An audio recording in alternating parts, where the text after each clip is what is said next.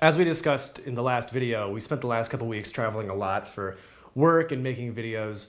And part of what we had to do is go on YouTube and watch just a lot of videos there. We can't always get to a theater when we're out traveling, and I don't want to pay $35 to watch like cheaper by the dozen 7 at the Holiday Inn Express in downtown Charleston. Yeah, I think it could be kind of fun to go out and talk about some short films we found around the web. And really, especially when it comes down to independent filmmakers, we're not trying to cut anybody down. We don't think that we're perfect as filmmakers, and we know that, especially in this day and age, while technology is available to everyone, still having a budget for a cast and a crew and making everything perfect just is almost impossible unless you've done it for a while and you've got a lot of contacts. So through that lens, we're going to try today to look at an independent short film we found online called Betrothed. It's a film about a girl who's just trying to find a man in the 80s, 2000s, maybe. I don't know what to say. So before we get started here, I just want to take a note of a thing that they list on the Short Films YouTube page, and that's that they shot this on a Red Monstro 8K VistaVision camera. And for those of you who aren't familiar with the Red cameras, they're pretty popular now, and they're seen as kind of state-of-the-art because they shoot in not just 4K, but 5K and 8K. The other thing you might notice is that they're ridiculously expensive. The camera that they have cited is $55,000, and the lenses that they're shooting on are between $4,000 to $7,000, $8,000. So you're looking at an investment of about $60,000 at least to be shooting in this high quality. And what does that really mean?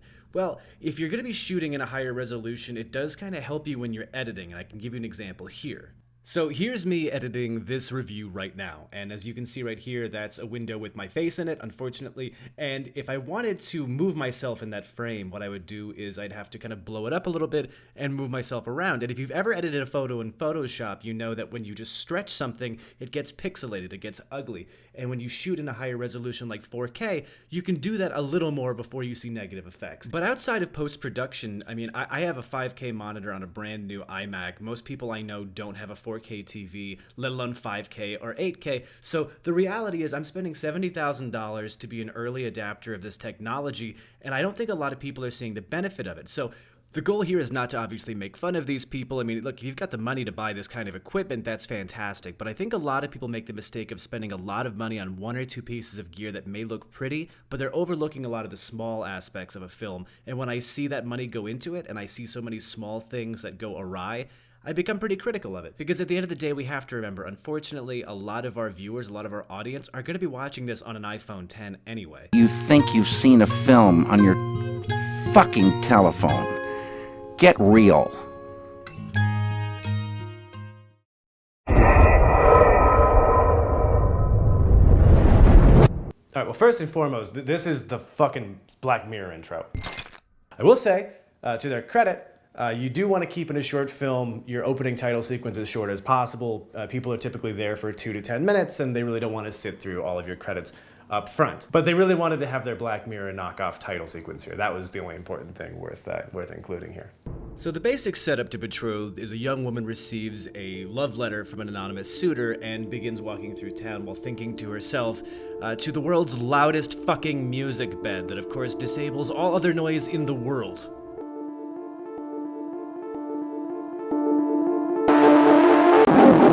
Get real.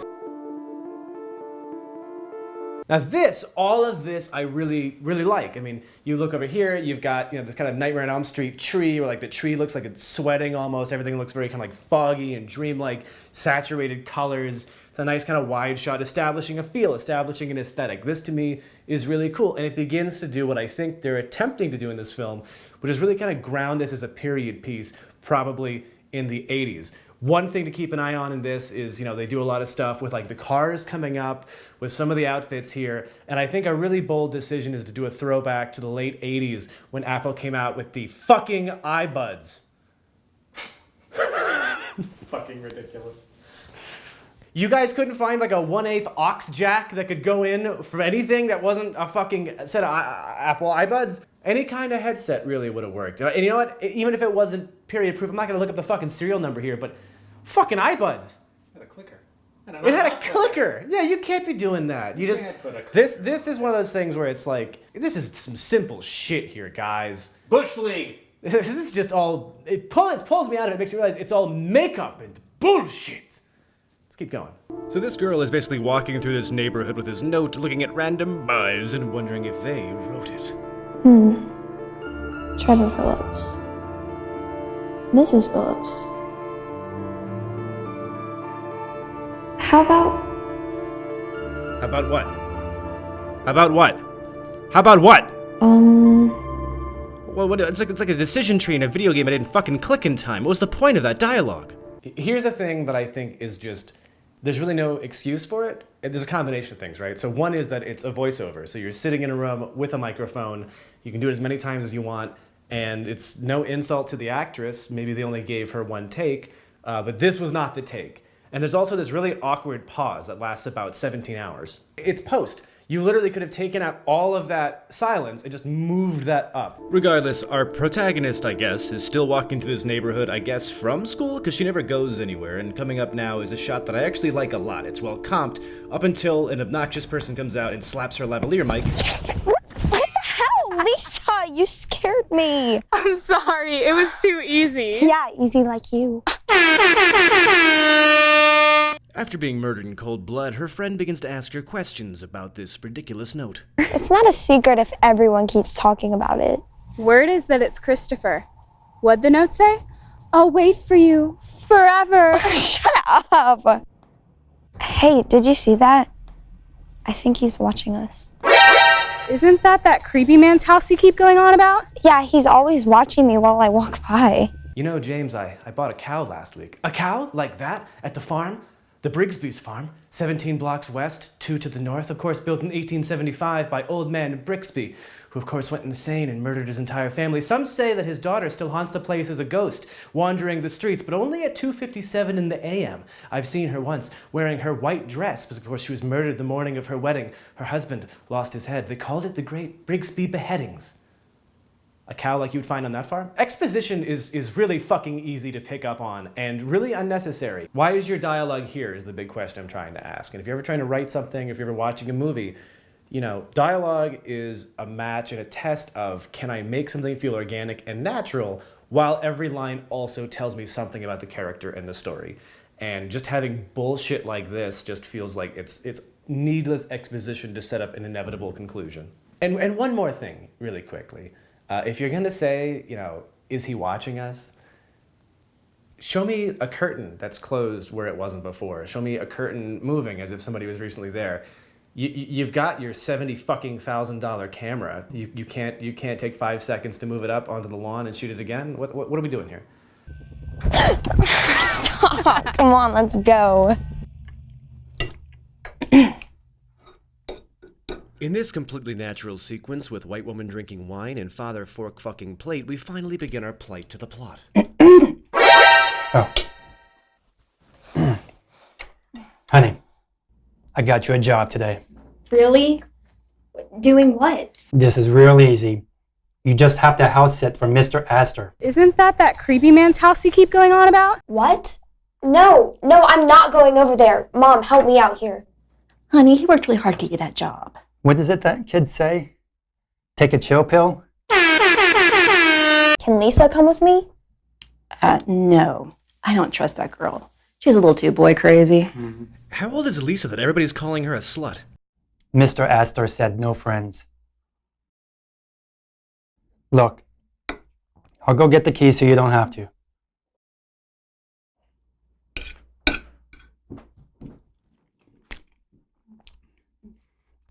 You know, this will be good for you.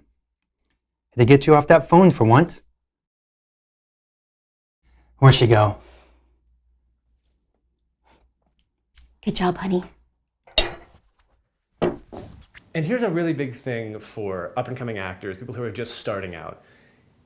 It doesn't really matter what you decide to do. Of course, there are interpretations for what emotion you decide to put out, but you have to commit to it.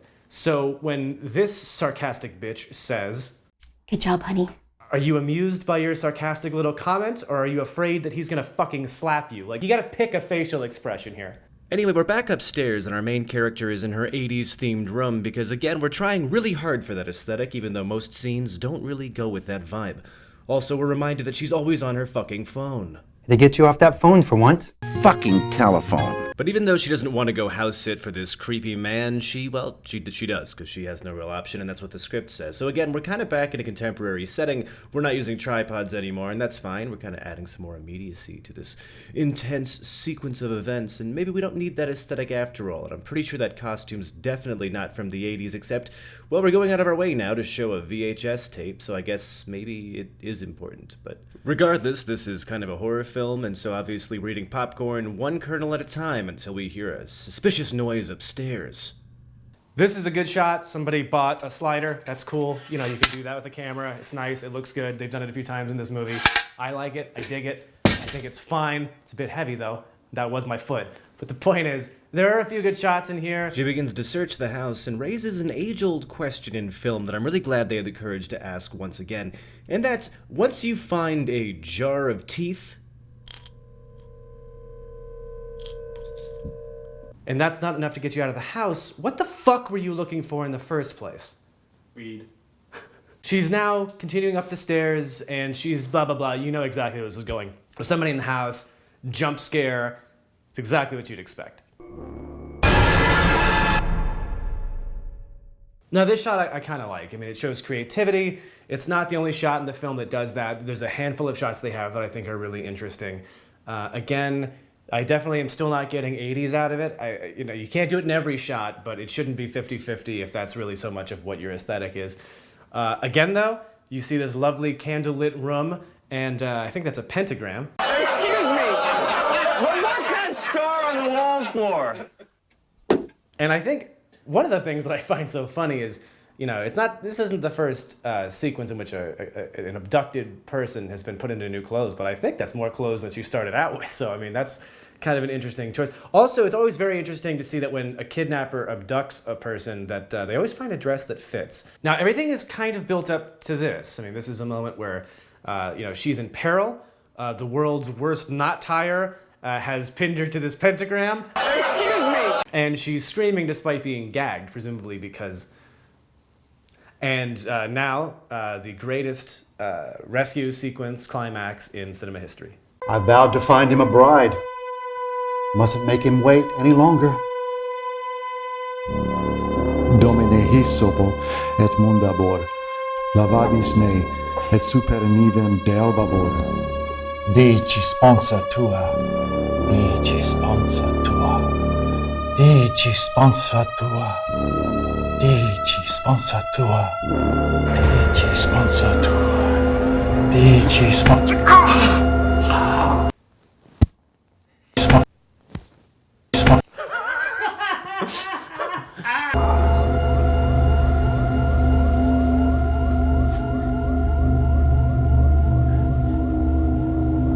I know we're making like a lot of jokes and a lot of critiques and a lot of comments. It's not easy making a film, be it a short film or a feature-length film. I've made one, Joe's made one. We've all done it. We've all been there. But to me, the reason why I really wanted to kind of cite this is because I think a lot of times there's a reliance upon technology to make a film look good and a film feel like a film, and the small things go by the wayside. iBuds. Yeah, I mean, whether it's the Apple iBuds, whether it's the Foleying of the sound, whether it's just the timing or the awkwardness of the dialogue, these are things that can be fixed easily just with a little patience, time in post, etc., etc. But I would like to, after saying this, ride our way out to the climax of this wonderful film.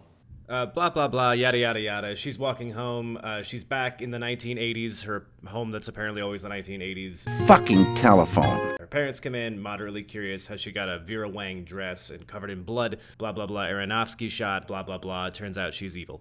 And then you go back to this super 80s aesthetic. I'd like to see that this demon, or whatever it is, has a shit ton of LED smart lights. That's a great investment. It saves for the environment. Well, this is where you're wrong. Those are gels, you prick.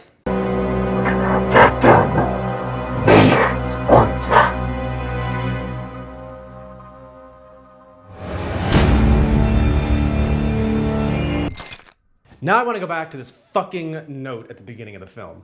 So you could argue that this handwriting is very clearly a woman's handwriting. I don't care. I don't really think that you can say like a man can't have women's handwriting. That's ridiculous. But this is after seeing the film, purportedly the handwriting of a fucking demon, presumably not 12 years old, who apparently owns a Bic pen. Like, it just doesn't really make a lot of sense. And it's a weird setup to a film that is less about that twist and more about this poor girl who is being trapped by her parents into house sitting at this creepy house. Maybe instead of a 2-minute sequence of her walking down Elm Street looking at a fucking Trans Am, wondering which boy she's gonna fuck, maybe she could have just, had a little bit more time to think about the house or set that up, because that's really more of the point of this film. So again, it just goes back to small questions. And is my twist, is my idea really relevant? And you've got multiple occasions to figure that out. You've got it when you're writing it, you've got it when you're shooting it, you've got it when you're editing it. However, technically, it's a good looking film. I think the audio is a little whack, I think at times. The same people also made a film called Match. If you haven't seen it, which 95 people have, so the odds are statistically that you haven't seen it. It's worth a look. I said before, I'm not looking to be mean to these people. I really just wanted to talk about short films and kind of trends in independent film that I'm seeing these days. Match, I think, takes some of the highlights of Betrothed, where it's a decent looking film. It's comped a bit better than Betrothed is. I don't think that they fall into the trap of when you stylize something, you got to go all in, give it a look, or you're going to be inconsistent and kind of screw that up. Match doesn't have that problem, but to that extent, though, it also plays it a bit safer. So it's kind of a plus and a minus there at the same time. The biggest thing, again, goes back to you can make a film look pretty, but regardless of acting or anything like that, you can just tell like the dialogue was written a bit stilted. It's kind of forced to make a series of points that aren't as funny or clever or natural or engaging or human to express as I think it sounded when they were writing it.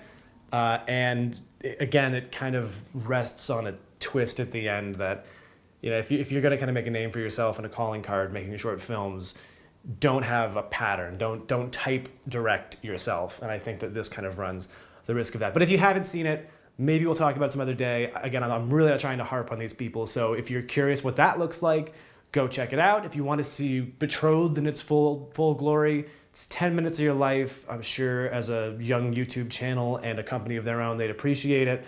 And of course, if you do go over there and watch it, don't be a dick. I'm not trying to make fun of them. There are mistakes that I think a lot of filmmakers make in it, and I'm certainly not perfect, so I'm not trying to get anybody to go over there and make fun of them. Yeah. Don't be a dick. Yeah, that's okay. We've got a lot of things going on right now. Over the next couple months, we are releasing some original content, so Cinepros can shit on us. That'd be great. But some things that are coming out here soon that we're very excited to talk about. We're traveling out to Chicago next week. We're going to be in Northern Arizona here shortly, and possibly Viva Las Vegas. But between now and then, we're going to be editing a few projects, coming out with some announcements at the end of the month here, and just kind of doing the damn thing. It's been a lot of fun here the last few months. We're approaching 200 subscribers, and it's kind of a fun thing to be doing that really is rewarding on the side of doing film as kind of a day job. It kind of keeps my head straight, and it's always a pleasure to sit here with Joe and kind of bullshit for a few hours. So thank you all very much, and we'll talk to you soon. I don't really have a walk-off line for this, so I'm just going to fuck off out of my way, give you your minutes back, your time back. Get out of your way here. Turn off the camera, Joe.